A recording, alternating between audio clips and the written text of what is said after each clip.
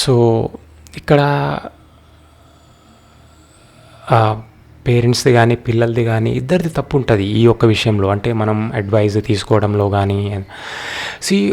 For example parents ఉన్నారనుకోండి, వాళ్ళు ఎంతసేపు వాళ్ళ కొలీగ్ కానీ లేకపోతే తెలిసిన వాళ్ళు కానీ లేకపోతే వాళ్ళ ఫ్రెండ్స్కి కానీ వాళ్ళు ఏది చెప్తే అది ఫలానా ఇందులో బాగుంటుంది, ఫలానా ఆ వస్తువు బాగుంటుంది, ఫలానా ఇట్లాంటివన్నీ.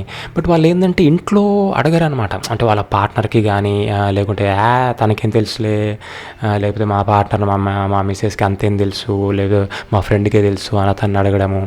ఎట్ ద సేమ్ టైమ్ ఒక లేడీ కూడా, అంటే ఒక స్త్రీ, అంటే ఒక గృహిణి కూడా పక్కింటి ఆమె చెప్పింది అది ఇది అని వాళ్ళ హస్బెండ్కి చెప్పడము. సో అట్లా కాదు.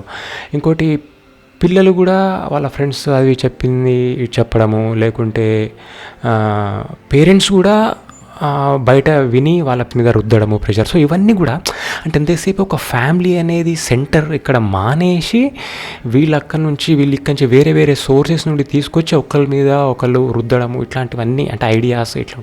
So that's not the thing. ఏదైనా సరే బయట విన్నదాన్ని మనం తీసుకొచ్చి ఇంట్లో కొంచెం డిస్కస్ చేసి, నాన్న ఫలానా ఇది ఇట్లా ఉందంట, లేకపోతే అమ్మ ఇది ఇట్లా ఉందంట, మరి చేద్దామా, లేకపోతే మెయిన్గా పేరెంట్స్ కూడా ఇంట్లో అడగకుండా అన్నీ చేస్తుంటారు అనమాట. అది కూడా ఒక రకంగా కోపానికి కారణమవుతుంటుంది. సో మనకు ఫ్యామిలీ ఫస్ట్ అనమాట.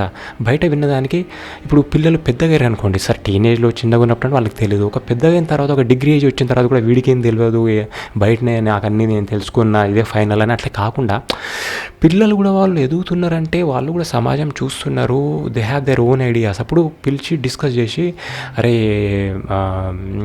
బాబు లేదా కొడుకు బిడ్డ ఎవరైనా వాళ్ళని పిలిచి ఇట్లా చేద్దాం అనుకుంటున్నాము, ఓకేనా నీకు, మనం చేద్దామా, ఇట్లా బాగుంటుందా, మన ఫ్యామిలీకి బాగుంటుందా, వాళ్ళ పార్ట్నర్ని కూడా పిలిచి ఇట్లా చేద్దాం బాగుంటుందని మ్యూచువల్గా ఒకరినొకరు చేసుకొని, అప్పటికి కూడా భేదాభిప్రాయాలు ఏమైనా వస్తే దాన్ని ఎట్లా సార్ట్అవుట్ చేసుకోవాలి, కొంచెం టైం ఇవ్వాలి. 3-4 days తర్వాత ఇప్పుడు ఈరోజు అనుకున్న నిర్ణయం రేపు మారొచ్చు.